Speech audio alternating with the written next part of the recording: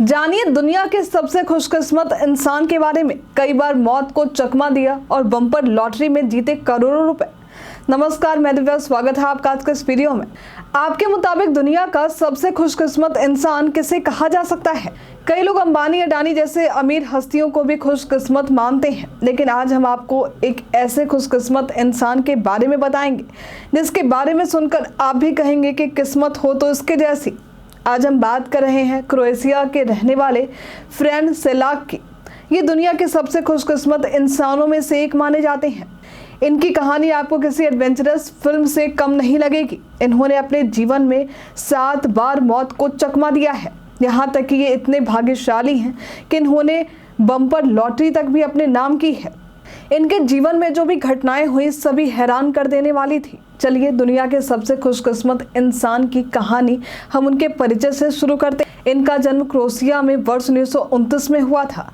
ये पेशे से एक संगीत शिक्षक थे। ये भी हम आम लोगों की तरह ही काफी साधारण थे, लेकिन इनके रोमांचक जिंदगी की शुरुआत एक बस दुर्घटना से शुरू हुई। दरअसल वर्ष 1957 में ये एक बस से यात्रा कर रहे थे और वो बस नदी में गिर गई थी। इस हादसे में वे बाल बाल बच गए।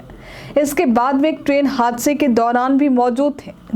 जब ट्रेन से फ्रैन यात्रा कर रहे थे तब वो ट्रेन पटरी से उतर गई थी और नदी में जा गिरी थी। इस भयावह घटना में भी फ्रैन बाल बाल बचे थे।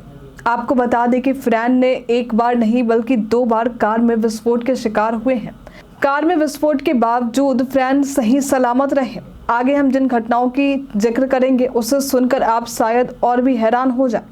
फ्रैन एक बार प्लेन हादसे के भी शिकार हो चुके हैं। दरअसल वे जिस प्लेन से यात्रा कर रहे थे वो प्लेन ही क्रैश कर गई, लेकिन वे इसमें भी बाल बाल बच गए। इस क्रैश के दौरान वे घास के ढेर पर गिरे थे। एक हादसे के दौरान फ्रैन चट्टान से नीचे गिरे थे, लेकिन एक पेड़ की वजह से उनकी जान बच गई। एक बार तो ये बस की चपेट में भी आने के बाद बच गए थे।